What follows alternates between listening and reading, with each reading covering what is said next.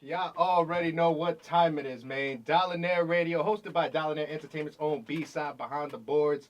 I got a young OG in the game, man. You most likely heard about him. I can't imagine if you haven't heard about him, man. DJ Tarzan in the building. DJ Tarzan, introduce yourself properly, man. What's good with you? Hey man, what's going on, man? It's the newest co-signer DJ Tarzan, hip hop since 1987. This is 50. Shout out to Thorough. I mean, the next big showcase. Shout out to Good Company. You feel me? Like I'm in the building. What's going on, baby? What's going on? What's going on? So let's get started, man. Where you from? I'm from Hillside, New Jersey. Okay. I mean, originally, I was born in North New Jersey, but I was pretty much raised in Hillside from the age of 9. You feel me? And yeah, so yeah. Okay. And so obviously your name has DJ in it. When did you what was your first memory of music? Well, my first memory of music was, back in the day, Redman, but I wasn't really paying no mind back then. I just lived around the corner from Redman, so I used to see him, Oh yeah. yeah, all the time, and I lived 2 doors down from Lois Underground, you know what I mean? So Do It All, they lived like 2 doors down from me. So that's my first memory of music. But my first time DJing, was pretty much like 2008, I mean, around the DJ Wild I Hit It to the Beat time, Ride That Wave, DJ Frosty, and all that stuff. Okay. Yeah. So you was very influenced by the Jersey club wave when it was on 100%. the come up. 100%. Okay. And what was it like your journey in DJ? Like who else were you inspired by in terms of like did you ever like watch people doing techniques and stuff like that? Like I used to love watching Red Alert and stuff like Yeah. that, spin on vinyl and Yeah. stuff. You feel me? I mean, the number one person I say I was inspired by was definitely Funk Flex. I mean, I love Flex. I mean, Yeah. I love that. I just love what he do. But as far as in the club scene, you feel me? Definitely Flex.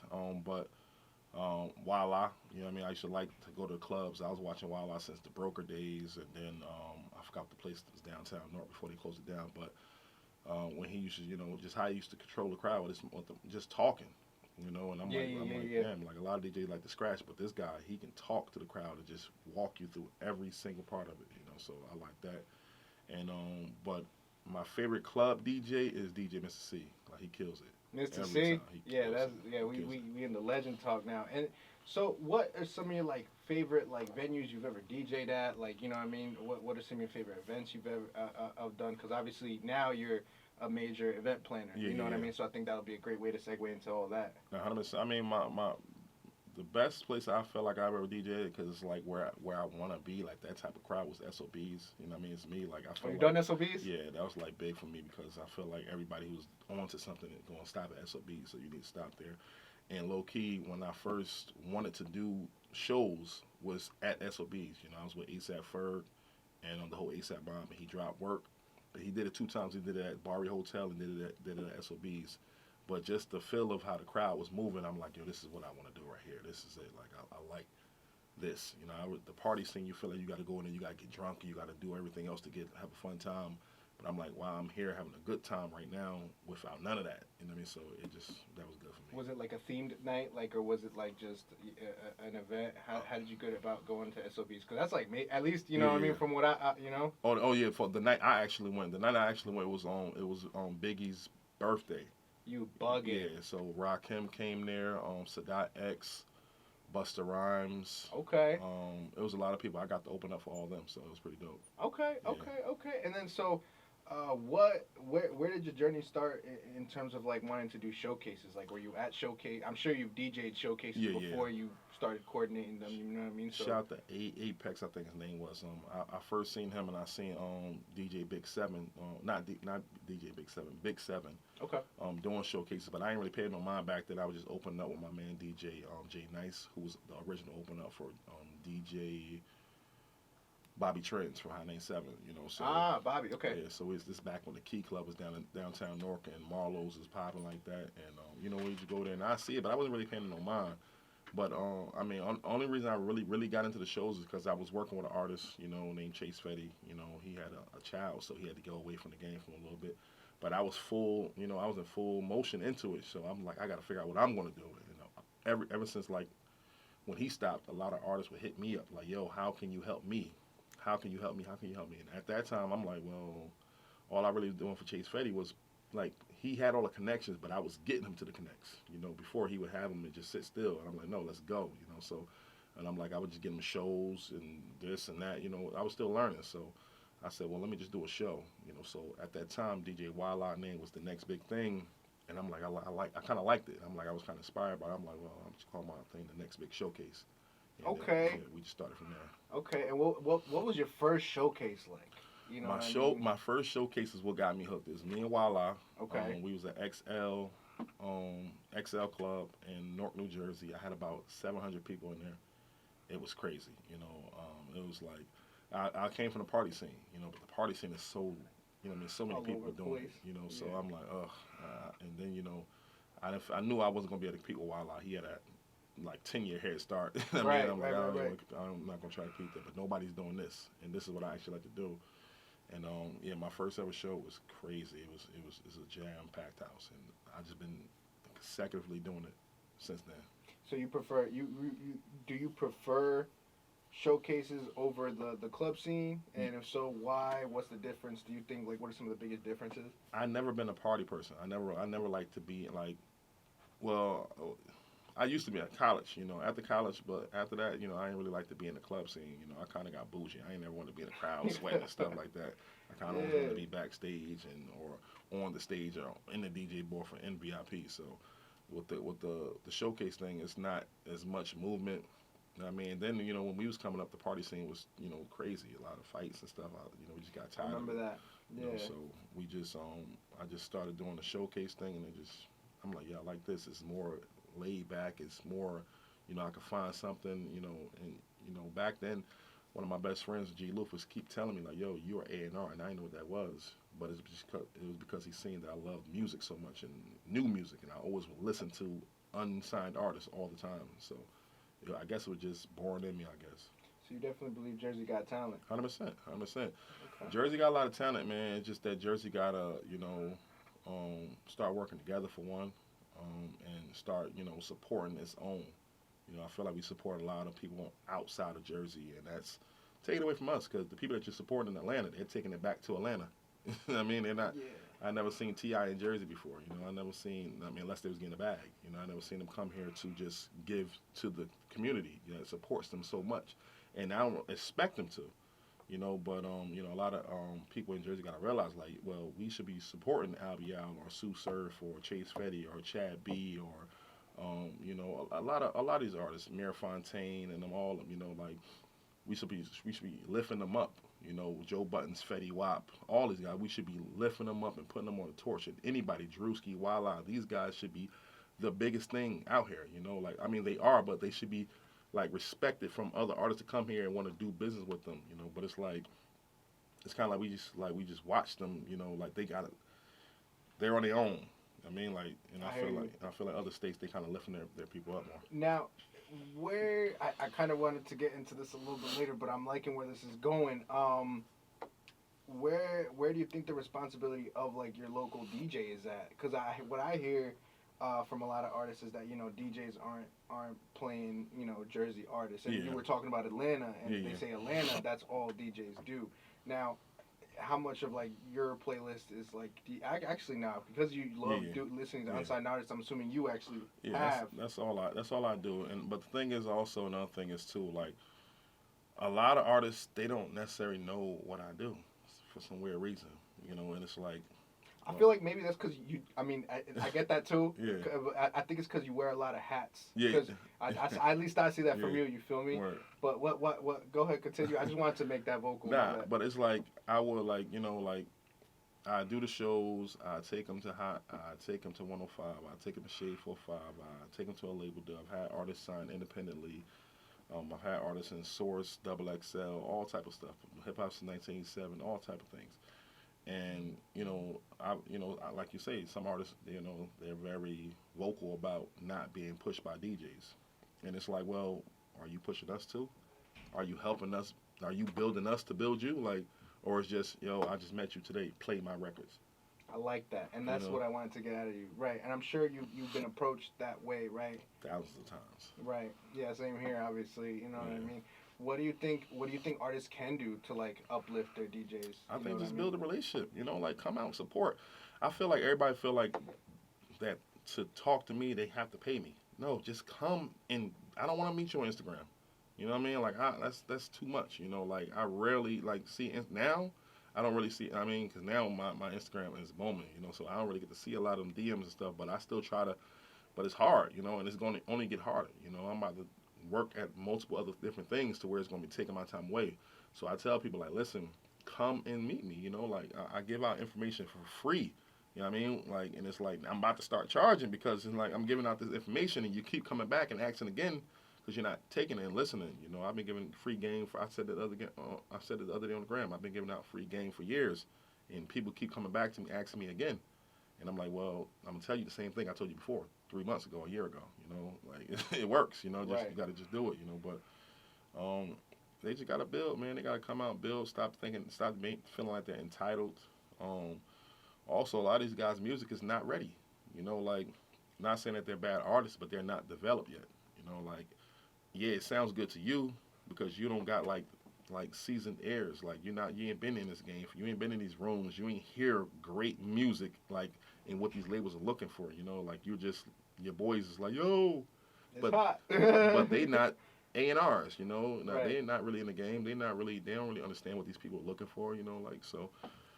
And I mean, but I would just say also get the business, understand the business. Like just understand the business. Now, when did you actually get involved in like the music business? Cause I see your page. And like you said, you got in artists on Double XL, Yeah. the Source. So like, when did you start? Like, when was your first business engagement in terms of like the top tier industry? I mean, well, shout out to my man, Scoop B. Scoop B, okay. Source Magazine. He does, does a lot of work with the NBA. Also interviewed Kobe Bryant on his last game, his farewell Ooh. game. He does a lot of work. Scoop B, Scoop underscore B on Instagram. Um, I forgot how I met him. Some artist was telling me about somebody or whatever, and I'm like, well, because what it is that people will keep. I tell everybody I got all my connections through the Next Big Showcase. I literally just had this conversation like at 2 o'clock in the morning, but I got all my connections through the Next Big Showcase, and people are just bringing stuff to you. So Really? some guy hit me on Twitter, I think it was. The Twitter was still booming, and he was like, "Yo, I got this guy, la da da. He could put you on Source." I'm like, "We'll see." I hollered at him, and he put me on Source. Like Source tweeted me out, and I'm talking about like You bugging. I had like 50,000, impressions and people viewing me and retweets. It was crazy, and then that's when people started taking me serious, and that's when people were like, oh, okay. I mean, I didn't got that connect. He got it. But how it also happened was the name of my company is called the Next Big Showcase. Oh, So, that's a company name. yeah, Okay, the I Next like Big that. Showcase. So how he tweeted it out was DJ Tarzan hosts the Next Big Showcase. Everybody knows Source Magazine does events, so people thought I was their host for Source. Oh. Followers, everything. It was crazy. Now that Reality. now that I got a little older, I understand why it went so viral because it was just like a little. It was harmless, but it seemed like this the new guy at Source. They was running to me. So. Okay. Now, I got a question and I want to try to word it properly. So how much of it? And I'm only saying this because like when I speak to major acts, it's either one side of the coin or the other. Either they feel like they got extremely lucky, no matter how much hard work they put in, Yeah. or they just feel like it was straight 100% hard work and it was all them. Where do you fall in that? Straight 100% hard work. Yeah. Ain't nothing lucky like even right now. Like things are just falling, and like doop doop 105 doop. I'm here.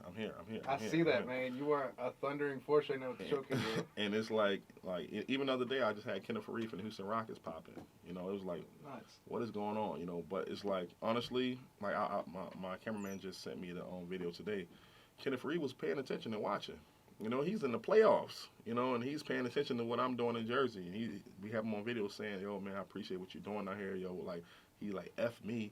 I'm caring about what you're doing here. It's about what you're doing, how you're helping people, and I really appreciate you and Drewski. Blah, me, Drewski, and him was in the studio room at the Movement Space, and but I feel like that was definitely I put in my 10 years. I've been working, nonstop. Like I remember like, and having anxiety. I got anxiety from this, like I remember like passing out. Like I remember like my house burning down and. I didn't stop. I kept going. I remember losing my job around the same time. I remember my grandfather dying around the same time. I didn't stop. I kept going, kept working. So all this is hard work, 100%. So you feel like those those, I wouldn't want to call them bumps in the roads, but like, serious roadblocks. Yeah, 100%. You just ran through them. Ran You through just kept 'em. going. Ran through them, and I'm not gonna lie and say that that was the right thing to do because it was the right thing to do, but I should have ran through them and went and made sure I was good. These are things that I was holding in for a long time that just recently started bothering me. I had to deal with it. I'm like, oh man, like, man, this still bothers me. Like I'm older now. Like, why does this still bother me? Because I never dealt with it. So yeah, even though I was going through those roadblocks and hitting it hard and not giving up and staying focused, I should have been worrying about mental health and all the other stuff also. I'm glad you said that, man. 'Cause I've been wanting to speak to someone about mental health in our community, especially not just like our community, but just like the hustler entrepreneur Yeah. community. You know what I mean? Like, what are your some personal like strategies to just keep together? And I mean, because like you said, what I mean. I'm sure there's a lot of traumas and things like Yeah, that and stuff like that. 100%. You know what I mean? And we're kind of always forced to just be on go mode. Yeah. So what are things that that you like to do personally to kind of keep you together? If you I don't mind mean, sharing? definitely. Shout out the name of my company called Good Company. Good company. Keep good company around you. Facts. Good people. People that you don't gotta second them. You don't gotta question them. Like, I mean, you gotta look at them funny. Keep those good people around you that do for you without, what I mean. Like, you don't gotta ask them. You know what I mean? And it's the same way with you. Um, definitely, like pray. Go to whatever it is. You could pray. You could go to meditation. You could go. These are things I do. I've prayed. I went to meditation. I wake up in the morning. I listen to positive affirmations. You gotta put that in your body. Because you can't expect it from the average person. The average person is probably dealing with the same thing you're dealing with. And when you get a chance, you could tell them and help them. But everybody's not thinking like, oh, how could you go on Google and find out something positive? I mean, or things like that. So that keeping myself busy, but also remembering,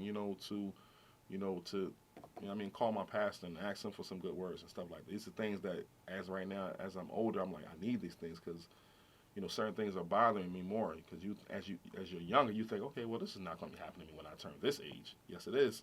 I mean, it don't go away. A lot of things still happen. So make sure you got a bunch of positive things and outlets, more positive than definitely negative things. I mean, so. So okay, so it's really about like having the support system and stuff. 100%. Are there any like activities you like to do in terms of like walks in the parks and stuff like that, or is it something that's not music related? Like me, I'm learning to really try to not to do something music related all the time. 'Cause Yeah. I feel like I end up getting a little bitter about it, always listening to music. So I mean, honestly, like, I just like to be with my kids. My kids, they like my peace. oh, Yeah, that's lit. Okay. Yeah, so I just be with my kids. I got two boys. A 2-year-old and a 6-year-old. I just like to hang with them, bug out with them. I work a lot, so lately I ain't gonna lie, it's been kind of stressing me out because even coming here, my son's crying. I'm like, ugh, come on, man. You know what I mean? So, now you good. I hear you. I got two nephews. I be taking care of them sometimes too, and I mean, nothing like the fathers struggle, but like I can't imagine. You feel me? I just get a little slice of that. You know what I mean? Real.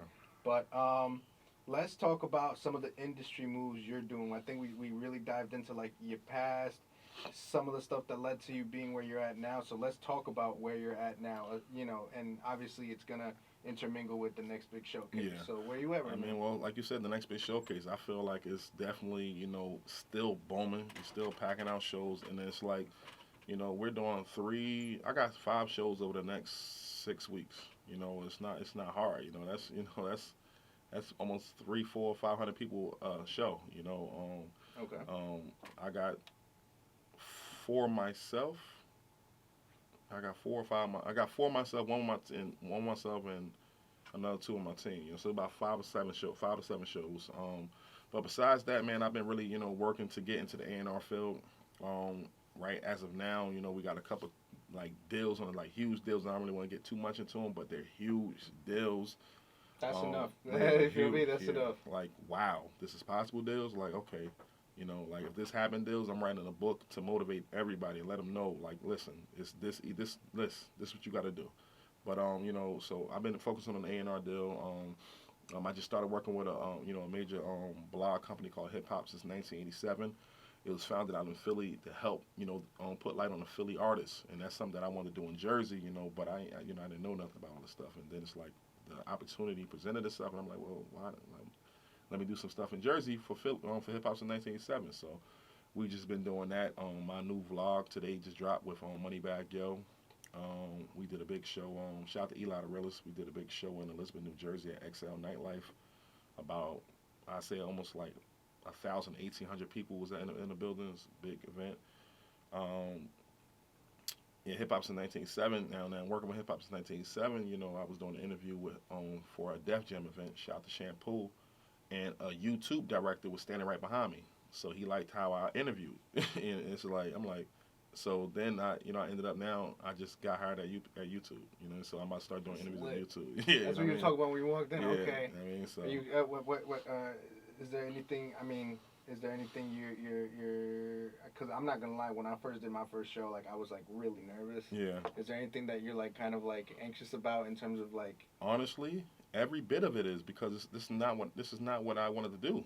You know what I mean? Like. Really? Like, I didn't want to interview nobody. I'm like very like I'm a non-talkative person. I be quiet, and that's what took me so long to probably get to where I'm at. Yeah. I had to break out of that shell, but literally I just got tired of people keep saying, yo, hey, what's your name? I'm DJ Tarzan. Oh, you Tarzan?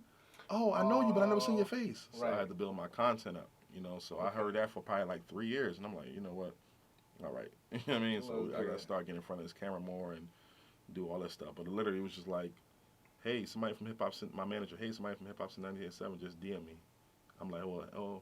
And this like 2 nights before that, somebody said they knew me, but they never seen my face. I'm like, yo, ask him, could I do like interviews, host? He asked me like yeah. I'm like, oh, okay. You know what I mean? Boom. Like I think like a week later, we was in Philly interviewing, or we got some content with Freeway. So.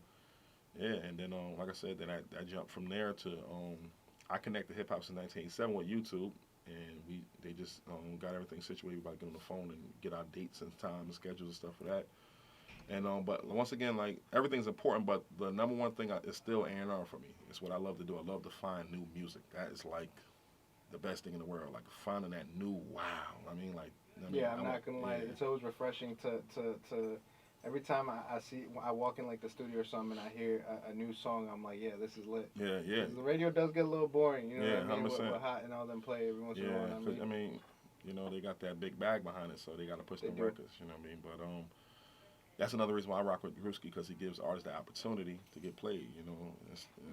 That's what inspired me. Let's take a little quick break. I gotta play a concert calendar, and then we'll be right back. Wait. You already know it, man. Dollarnaire Radio, hosted by Dollarnaire Entertainment's own B-Side Behind the Boards. I got Mr. DJ Tarzan in the building as well. We was just chopping it up, man. Let's keep the conversation going. So, what was your vision for the next big showcase, and is what you have now as accurate of what you saw it, or did it develop as it was flourishing and developing along? I mean, well, I always knew. Like, it definitely developed, but I always knew that the next big showcase was going to brand DJ Tarzan. You know what I mean? Like, I used the next big showcase because I'm like, all right, I'm known in Jersey as the party promoter, but, all right, let me see how can I brand me on a different way. I want to be like Walla. I want to be like Drewski. I want to be like these people right here. How can I brand myself? And I said, okay, well, what does Jersey don't have? They don't have showcases that's, like consistently, and I go to some showcases, no shade, but they wasn't really like packed, and it was like 30 people or stuff like that, and I'm like, that's cool, but I'm trying to do huge things, I'm trying to do 300, 400, 500 people, 1,000, I've had like showcases where it was about 700 people in it before, 800, that's my first show, and I had one at 803 Nightlife, 803, I forgot the name of the whole club, but 803, and when it was called Malibu, so I had 3, big events like that, but I've done over 200 shows, but, what you call it, yeah, I don't know. You feel, yeah, okay, that's cool. So what do you see for the future of the next big showcase? You know what I mean? Is there anything you feel like you want to take further? I mean, you can always take anything further, but like in terms of like, is there anything you have like in terms of like an initiative? I mean, I want to turn it into the next big festival, and that's Really? what I do, So like even when I do a party, I do something with Funk Flex. I'm about to bring Funk Flex out in a couple months too, but when I did my show with Funk Flex, I called it the next big party, and that was booming, literally the first thing Funk Flex and Joe Jackson said to me was, "Yo, you need a bigger club." You know what I mean? Like it was 700 people inside, and it was about 400 people outside. You know, like to the point to where we had to turn people away. People, mad as ever at us. We like, yo, oops. You know what I mean? Like, but yeah. So the next big showcase, I want to turn it into the next big festival. That's why I started the Good Company situation. I got a bunch of people in that's helping me now. So I'm testing them out right now to see what they're gonna do. Our first show together as a team is September 7th. I got 2 shows before that, 2 shows after that. I keep forgetting the dates, but it's on my IG bio.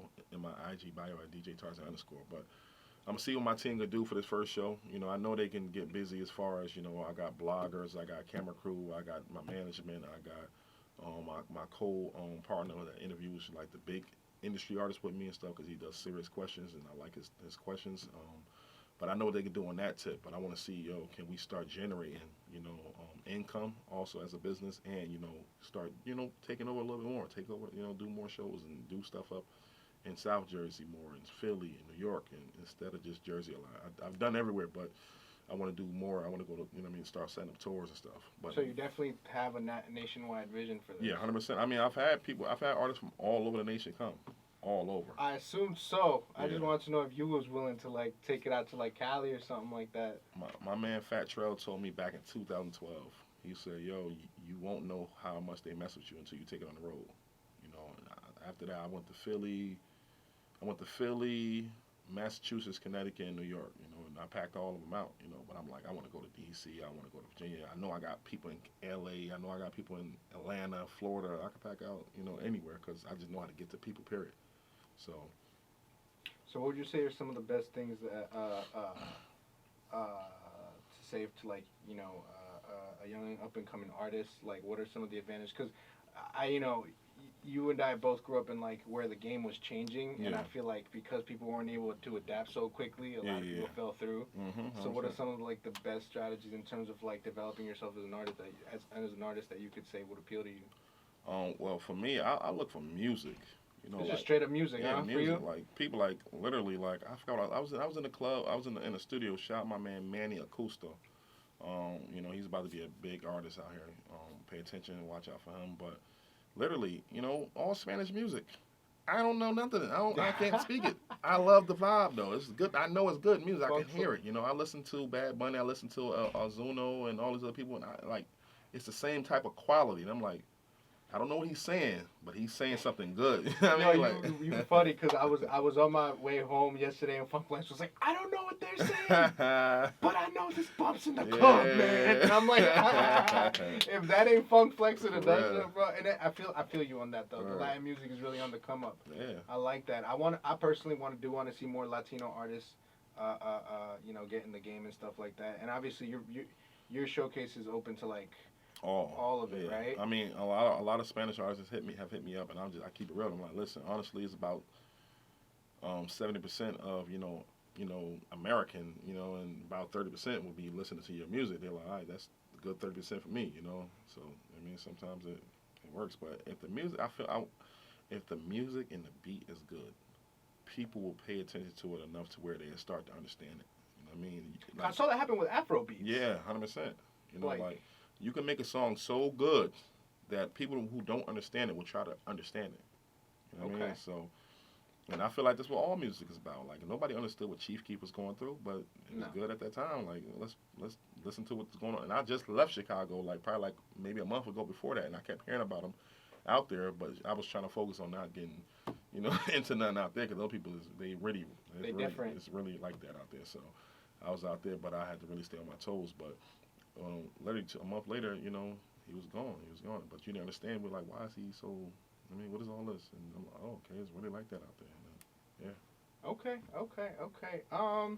Let's talk. Let's dive into a little bit more of the Jersey industry, man. Yeah. What where do you feel the Jersey industry is at right now? I know you was talking about how we're not supporting each other right now, but I do see something bubbling, and I feel something bubbling. You feel me? And you're clearly a part of it. I'm playing my part of a part of it in my own way. But now we're getting showcases. Yeah. We're starting with radio shows and stuff like that. Where do you see Jersey's industry at right now? Do we have an industry yet? I mean, the crazy thing is about it is so many Jersey people in the business.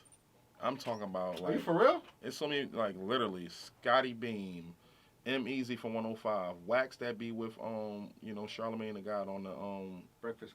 the No. other part, the other Brilliant idiots. Brilliant Okay. Idiots.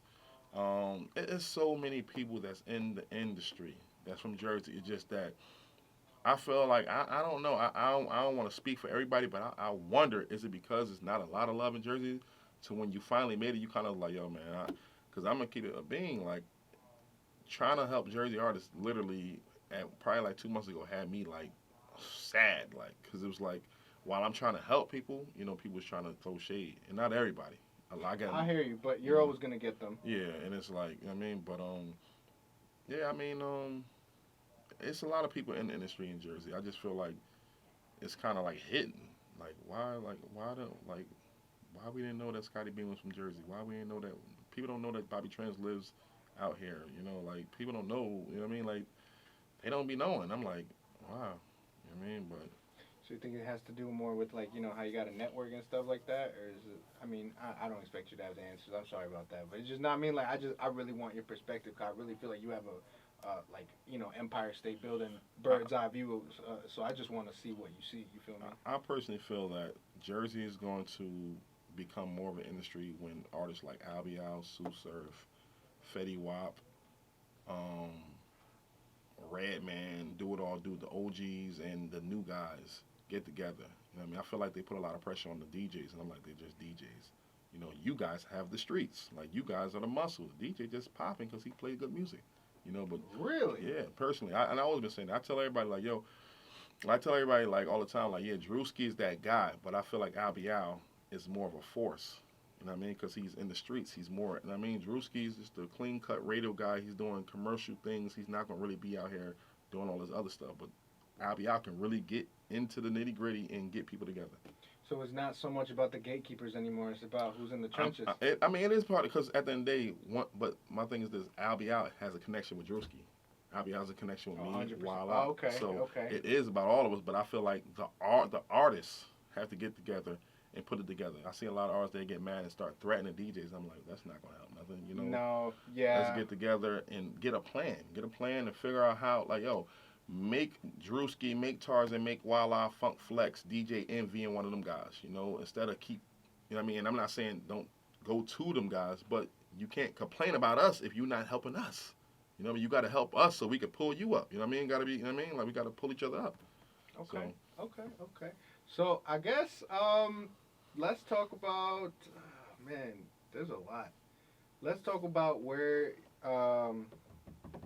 What is your dream scenario in terms of like, what you want accomplished by like the end of the year? The end of the year, I want my label to be started. I want to have a salary. I want to spend more time with my kids. I want to start getting a couple of different businesses. I want to compete as an A&R. I want to be like, okay, yeah, that's him. I want to be the big dog. You know what I mean? Like I want to learn. I want to be. Hopefully I could be. I got a couple mentors right now. Shout out my man Delivery Boy from the Ninth Planet. He's showing me. What I mean, teaching me and bringing me around the biggest guys. He has the Reeds, Ellie Reed, and his son Aaron Reed was looking at my interview at 105.1. It's like it's things like that. So definitely I want to take my company. Good company to a whole nother level. All they gotta do is just listen. That's it. Everybody who's ever listened to me has made six figures, a year, literally. So they just had to listen, and if they could have got more, they could have got, what I mean, almost, $250,000 if they really just listen, like. And I know sometimes it's hard, but if you listen, it can be done easily. Okay. Okay. I did have so A&Ring is really like at the heart and soul of your dream right now. And then what do you have you been in contact with A&Rs? Do you like in terms of like are you in a mentoring relationship with one of them right now? Or a few of them, or is it just kind of like you're just taking stuff and you're just like running with it? Honestly, like I said, my boy G. Loof told me back in 2012. He like, yo, you're gonna be an A&R. He always wanted me to be an A&R producer, and literally, I was talking to my boy, just a DJ, delivery boy, and he just kept saying, hey, bro, do you think you get in contact with this person? and it'd be somebody like, I'm not gonna say the name because we're trying to work them, but I'm gonna just say it'd be somebody like Mary J. Blige. Quote unquote. Okay. And he'd be like, you can't use that. And I'm like, I'll try. Oh, I got in contact with Mary J. Blige. You know what I mean? Like, and then, hey, can you get in contact with Fat Joe? I can try. Yo, can you get in contact with? And I'm just bringing them all back, and they like, yo, you're an A&R. Like, you know what I mean? Like, you go scout, and then I was sending him dope artists. You know, actually, the Baby. We were supposed to sign the Baby. He got signed literally a day before he was supposed to come to us. Yo. Yeah, I mean, so shout out my man Spratful. Oh, Sprat food really got it like that, that's huh? my guy, Sprat. Sprat. Yeah. Shampoo's another one. Yeah, Shampoo, that's my dog. You know what I mean? Def Jam and all that, YNVS. You know what I mean? Yeah, so, the Baby. You know, I was definitely supposed to get him. My man Sprat put me up on him. I'm like, well, listen, I have a situation right here over with these guys. Let's see, can we do it? And, you know, we was back and forth. I got all of the Baby's managers' numbers and everything. We was supposed to work it out. I'm talking about I had everything planned. Studio, videographers, food, hotel, everything. He had to pay for nothing. I was going to, like, I was really trying to treat him, have him come sign with us. And they literally signed to Interscope the day before. I think it was January 21st. They were supposed to be up here on the 22nd. Okay. I mean, and then another thing with Coy Leray, you know, so that's when we missed. Coy Leray's from Jersey, right? Yeah. Okay. I had her probably like 6 months, but then, you know, she just boomed. But I heard it already. I heard it before she was booming. I'm like, yeah, I like her swag. I like everything about her. Yeah. You know, and then, you know, we was trying to get her, but literally, you know, we was just too late, you know. So that's when I feel like my team started like, oh, he's just not just a showcase guy. You know, he's a DJ, and he can get to the people, and he has an ear for the music.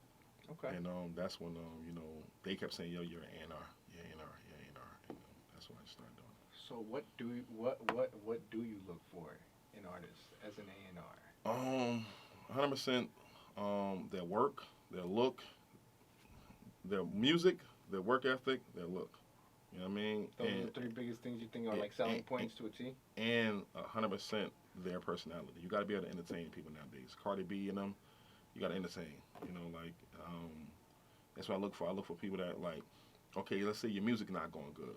Okay, well, you could do a rollout of just shows. You could go to Jimmy Kimmel, you could go here, and you can still entertain people. Still, people are still engaged, and they still love you because you made them laugh, you know, and all that stuff. People think making people laugh is not something that people care about. You just made somebody happy.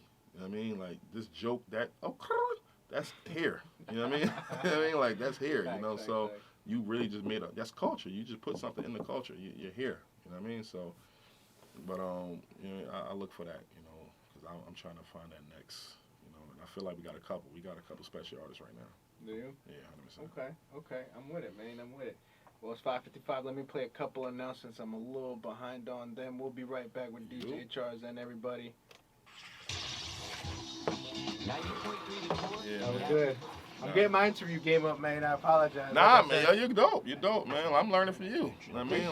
Like I said, man, I'm just brand new, so that's why, like, I bring my partner Charlie B with me, because he ain't really been in the interview games either, but he care about it. You know, like, he really wants to do that. You know, so even when I got my position at Hip Hop since 1987, I just stayed loyal, and I said, yo, come with me. You know, because I know this is what you really want to do. I just want to get my content, my face out, but this is what y'all really want to do. So I sit next to y'all, and y'all get y'all shine, and I get my shine. You know, people know my face. You know what I mean? So, I'm with it. All right, let's close it out, man. Let's do it. And you already know what time it is, man. Dollarnaire Radio, hosted by Dollarnaire Entertainment's own B-Side on the boards. I hope y'all been enjoying this rush hour talk, man. If you're stuck on the Turnpike Parkway, 287, 78, 21, 22 on your way to Newark, on the way, you know what I mean? I just hope y'all been enjoying the chop up, man. So, Tarzan, I think a good way to wind down the conversation is, like, you know, let's look in terms of short term. So you just finished a showcase. Yeah. That went clearly well. Yeah. I saw all the stories and stuff like that. 100%. Okay. Do you plan? What are some of the events that you have planned within the next 2 months? Well, in the next 2 months, I definitely got one on August 24th, August 31st, September 7th, September 21st, September 27th. You know, so we got 5 right there. I'm going to host a show. Shout out to the Dope Show Festivals. I'm going to host a show. They got two shows coming up. One with DeVito and one with Little Dirk. Okay. So I'm going to be hosting those, doing a little bit of behind the scenes footage. Yeah, that's that for the shows. And I'm trying to kick off my channel at YouTube soon with Hip Hop since 1970. Okay. Yeah, I'm looking forward to that, Yeah, man. yeah. I can't wait to see how that goes. Yeah, man. So I mean, listen. I think we pretty much covered a lot of ground, Yeah, and I definitely. appreciate your time Appreciate for you. coming through. I'm sure this definitely won't be the last time. You know what I Nah. mean? Doors open. Doors always open, man. If 100%. you got any major announcements, stuff like that, you know what I mean? Me casa su casa. You feel Appreciate me, you, dog? man. So let's get it going, man. I'm gonna play some music right now, and let's take you out with a bang, man. So DJ Tarzan, where could they follow you at, man? Once again, man, it's the newest co-sign of DJ Tarzan, DJ Tarzan _ on the gram. You can follow my company page, The Next Big Showcase. If you want to book me, Aver Sounds or Tony Mansion with 2 N's. Yeah, we just out here, we working. Hip Hop since 1987. This is 50, YouTube, The Next Big Showcase, and good company. We in the building. You got it. Dollarnaire Radio, man. Let's do it. Appreciate it. I appreciate you, man. I Appreciate you, appreciate man. you. Let me